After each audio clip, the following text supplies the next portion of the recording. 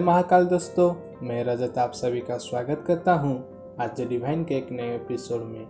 दोस्तों, अपने द्वादश ज्योतिर्लिंगों के कथाओं का किस्सा जारी रखते हुए हम अपने इस एपिसोड में 8वीं श्री त्र्यंबकेश्वर ज्योतिर्लिंग की स्थापना का कथा सुनेंगे। यह ज्योतिर्लिंग महाराष्ट्र के नासिक जिले में स्थित है। यहीं ब्रह्मगिरी पर्वत से गोदावरी नदी बहती है। इस ज्योतिर्लिंग की कथा के बारे में हम विस्तार से जानेंगे। इस ज्योतिर्लिंग कथा से जुड़ी माँ गंगा के पृथ्वी पर पुनः आगमन की कथा भी है। यह मंदिर नासिक के त्र्यंबक नामक स्थान पर ब्रह्मगिरी पर्वत के पास स्थित है। मंदिर के अंदर 3 छोटे छोटे लिंग है, जिन्हें ब्रह्मा, विष्णु और महेश भगवान का प्रतीक माना जाता है। यही केवल ऐसा ज्योतिर्लिंग है जहाँ तीनों ब्रह्मा, विष्णु और महेश साथ विराजित है। अगर हम इस ज्योतिर्लिंग के स्थापना के ऊपर विचार करें तो एक बार की बात है, कई वर्षों तक यहाँ वर्षा नहीं हुई थी।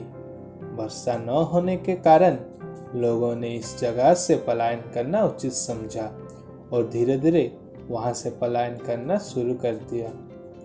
इस बात से चिंतित होकर महर्षि गौतम ने 6 महीनों के लिए तपस्या की।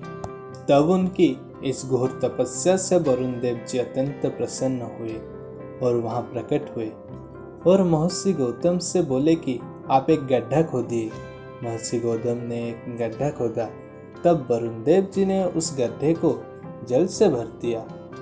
जल भरने के बाद वहां पेड़ पौधे उगने शुरू हो गए और सब जगह हरियाली छा गई और सभी मनुष्य, पशु, पक्षी जो पलायन कर गए थे यहाँ आ गए।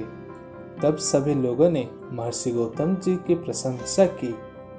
एक बार उसी गड्ढे से महर्षि गौतम जी के शिष्य जल लेने गए और उसी समय अन्य ऋषियों के पत्नियां भी वहां अपना अपना घड़ा लेके आ गई। महर्षि गौतम जी के शिष्य और ऋषियों की पत्नियां आपस में झगड़ने लगे कि पहले जल हम लेंगे।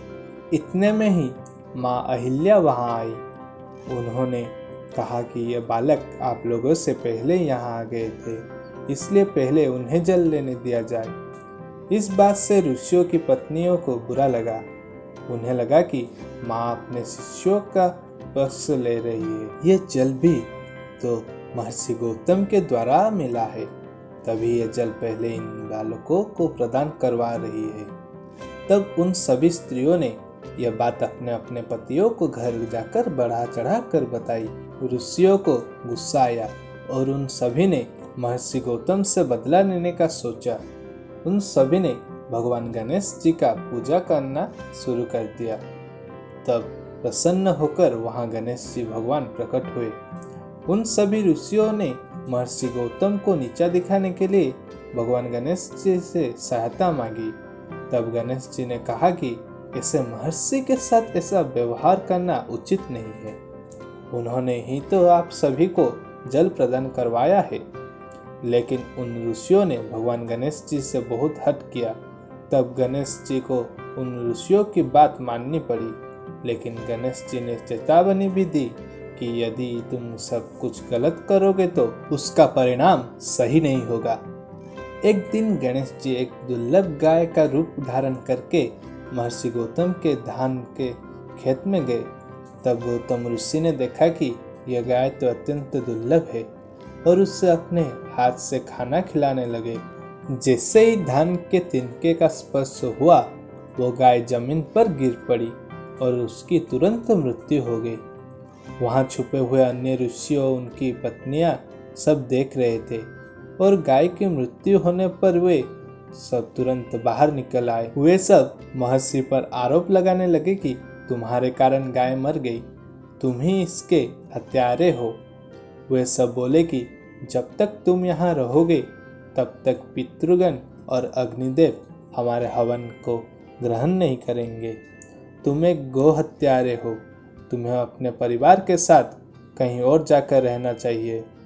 तब महर्षि गौतम त्र्यंबक से दूर चले गए और कहीं आश्रम बनाकर रहने लगे। यहाँ भी ऋषि उन्हें बहुत परेशान करने लगे और पूजा व हवन यज्ञ आदि करने से रोकने लगे। तब गौतम जी ने गोहत्या शुद्धि के लिए सबसे प्रार्थना की। तब उन ऋषियों ने कहा कि यदि तुम अपने पाप को प्रकट करते हुए 3 बार पृथ्वी की परिक्रमा करते हो, फिर यहीं वापस आकर 1 महीने तक व्रत करते हो, फिर उसके बाद ब्रह्मगिरि पर्वत की 100 बार परिक्रमा करते हो, तो तभी उसके बाद ही तुम्हारी शुद्धि होगी। या फिर यहाँ गंगा जी का जल लाकर उसी से स्नान करो और 1 करोड़ पार्थिव लिंग बनाकर महादेव का आराधना करो। फिर इसके बाद गंगा में स्नान करके ब्रह्मगिरि पर्वत की 11 बार परिक्रमा करो। फिर इसके बाद 100 घड़ों के जल से पार्थिव शिवलिंग को स्नान कराने के बाद ही तुम्हारा उद्धार होगा। ऋषियों के कहे अनुसार ही महर्षि गौतम ने ठीक वैसा ही किया।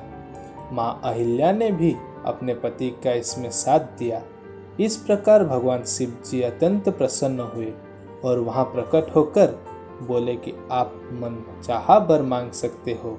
गौतम ऋषि ने कहा कि मुझे गोहत्या मुक्त कर दो, इस पाप से मुझे मुक्त कर दो।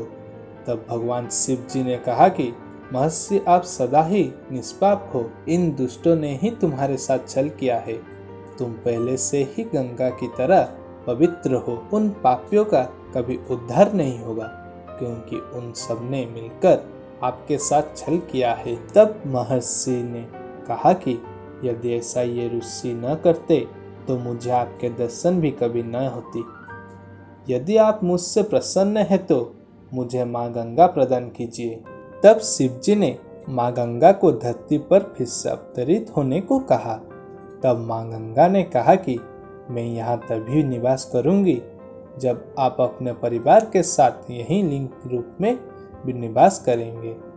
तब शिव जी ने कहा तथास्तु। देवतागण बोले कि जब जब बृहस्पति सिंह राशि में प्रवेश करेंगे तब सभी देवगण यहाँ पधारेंगे। इस प्रकार वहाँ माँ गंगा गोदावरी रूप में विख्यात है और शिव जी वहाँ त्र्यंबकेश्वर ज्योतिर्लिंग नाम से विराजमान है। तो दोस्तों, आज की वीडियो आपको कैसे लगी हमें कमेंट बॉक्स में लिख के जरूर बताइएगा और हमारे चैनल को अगर अब तक आपने सब्सक्राइब नहीं किया है तो कर दीजिएगा। बस आज के लिए इतना ही। धन्यवाद। जय हिंद।